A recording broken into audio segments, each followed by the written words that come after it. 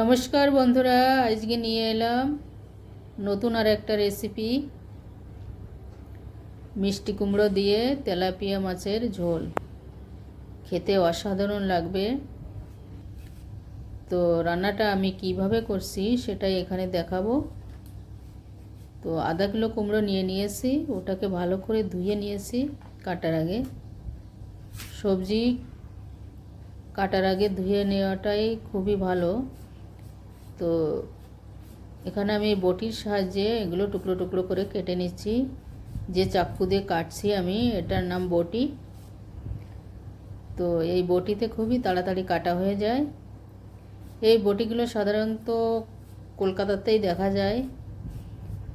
তো কুমড়োগুলো কাটা হয়ে গেলে একে আমি আর নতুন করে জল দিয়ে ধোবো না, কাটার আগেই আমি ধুয়ে নিয়েছি। তো কুমড়ো আমার কাটা হয়ে গেছে। তো যে মাছগুলো আমি ইউজ করবো এর ভিতরে, সে মাছগুলো আগে থেকে আমি লবণ হলুদ মাখিয়ে রেখেছিলাম। তো এখন একটা ননস্টিকের তেল গরম করে তার ভিতর একটা একটা করে ছেড়ে দিয়েছি। এপিট ওপিট করে এটাকে ভেজে নিচ্ছি। মাছগুলো বেশি ভাজা যাবে না, একটু কম কম করে ভাজতে হবে, তাহলে ওর ভিতরে ভালো করে তেল মশলাও চলে যাবে আর একটু সফট থাকবে। তো মাছ আমার ভাজা হয়ে গেছে। রান্না করার জন্য আমি এখানে একটা কড়াই বসিয়ে দিয়েছি। কড়াইয়ের ভিতরে বড় এক চামচ সর্ষের তেল দিয়েছি। সর্ষের তেলে রান্নাটা খুবই ভালো টেস্টের হয়, তবে যে কোনো তেল দিয়ে রান্না করা যায়। তো এর ভিতরে আমি 2 চুটকি মতো পাঁচফোড়ন আর একটা ঝালকে 2 টুকরো করে ছেড়ে দিয়ে নাড়িয়ে চাড়িয়ে ওর ভিতরে আমি কুমড়োগুলো ঢেলে দিলাম। তো এটাকে আমি নাড়িয়ে চাড়িয়ে এর ভিতরে লবণ হলুদ দিয়ে দেবো।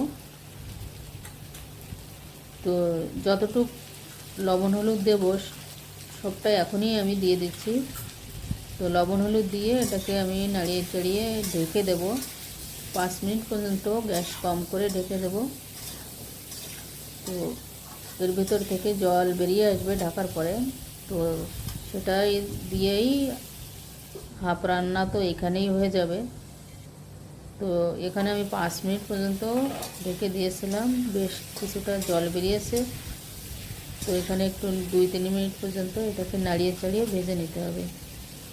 তারপরে এর ভিতরে 1 চামচ মতো কাঁচা ঝাল আর হাফ চামচ আদা বাটা দিয়ে আমি এটাকে আরও 3-4 মিনিট নাড়িয়ে চাড়িয়ে ভেজে নেব। তো ভাজতে ভাজতেই এটা বেশ নরম হয়ে গেছে।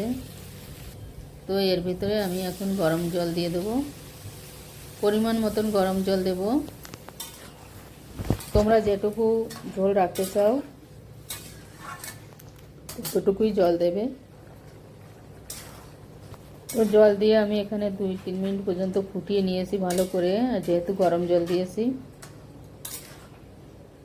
তারপরে আমি মাছগুলো দিয়ে দিলাম, যে মাছের পিসগুলো দিয়ে আমি এই সবজিটা রান্না করব সেগুলোই দিয়েছি। তো এটাকেও আমি 1 মিনিট পর্যন্ত ভালো করে নাড়িয়ে চাড়িয়ে এটাকে আমি ঢাকা দিয়ে দেবো। ঢাকা দিয়ে কমসে কম 8-10 মিনিট পর্যন্ত একটু মধ্যম আঁচে গ্যাসকে রেখে ঢেকে দিতে হবে। মাঝে 1-2 বার এটাকে নাড়িয়ে চাড়িয়েই রান্নাটা করতে হবে। তো করিবন 10 মিনিট পর্যন্ত আমি এটাকে ঢাকা দিয়ে রেখেছিলাম। মাঝে 2 বার আমি একে নাড়িয়ে চাড়িয়ে ঢাকা দিয়েছি। তো রান্নাটা প্রায় হয়ে গেছে, সামান্য একটু আরও একটু জাল দিতে হবে, একটুখানি কম আছে।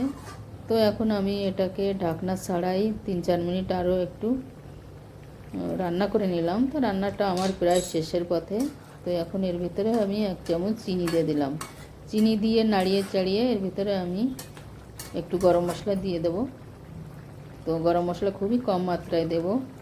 এর ভিতরে গরম মশলা না দিয়ে ভাজা জিরে বাটাও দেওয়া যায়, আর সেটাও যদি না দিতে চাও তাহলে ধনের পাতা কেটে সেটাও দেওয়া যায়। তো এখানে আমার রান্নাটা কমপ্লিট হয়ে গেছে। এখন গ্যাস বন্ধ করে এটাকে আমি 2 মিনিট রেস্টে রেখে দেব। রান্নাটা খুবই সুন্দর হয়েছে, কালারটা বেশ সুন্দর এসেছে। তো রান্নাটা আমার কমপ্লিট।